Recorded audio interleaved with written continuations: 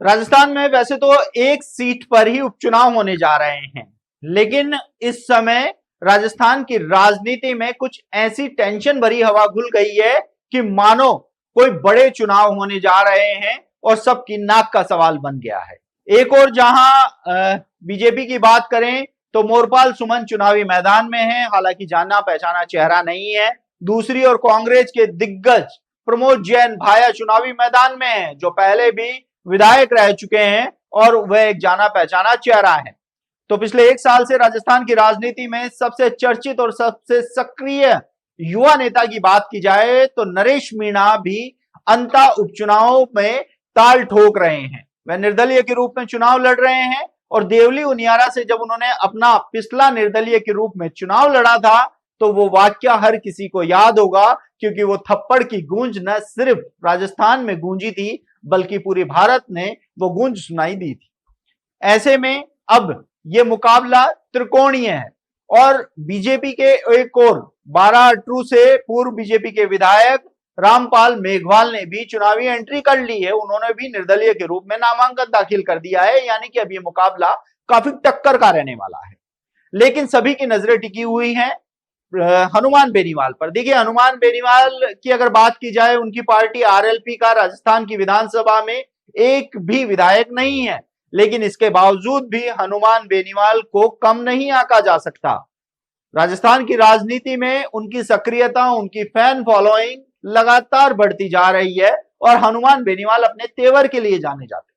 तो वहीं अब हनुमान बेनीवाल का एक वीडियो वायरल हो रहा है जिसमें वो साफ कह रहे हैं कि बीजेपी और कांग्रेस को हराना अंता उपचुनाव में ही उनका लक्ष्य है और इसके लिए वह तीसरा रास्ता चुनेंगे। अब वो रास्ता कौन सा होगा ये उन्होंने खुलासा नहीं किया, लेकिन समय समय पर नरेश मीणा के प्रति उनका प्रेम उमड़ता हुआ नजर आता है।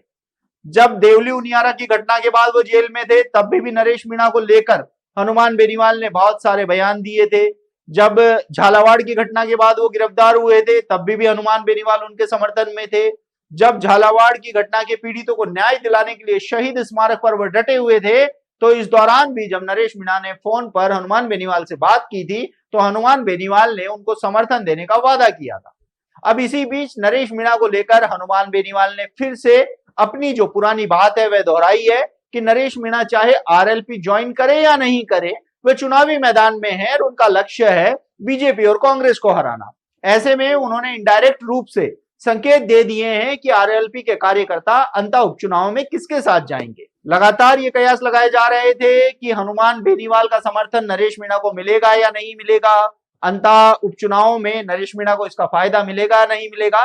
लेकिन अब हनुमान बेनीवाल के इस बयान ने कहीं ना कहीं स्थिति को साफ कर दिया है कि नरेश मीणा को डरने की जरूरत नहीं है। आरएलपी की सेना है वह नरेश मीणा के साथ है। अब ये देखने वाली बात होगी कि नरेश मीणा के लिए हनुमान बेनीवाल के कहे इतने से शब्द क्या नरेश मीणा को इन चुनाव में फायदा पहुंचाते हैं। क्या आरएलपी की सेना और तमाम जो भी समाज है जिनका समर्थन नरेश मीणा को मिल रहा है, पूर्व विधायकों का समर्थन मिल रहा है, इन सभी को जोड़कर क्या नरेश मीणा जीत का सहरा अपने सर पर बांध पाएंगे, ये वक्त बताएगा। आप देखते रहिए द नगरी न्यूज। मैं हूं ललित वर्मा।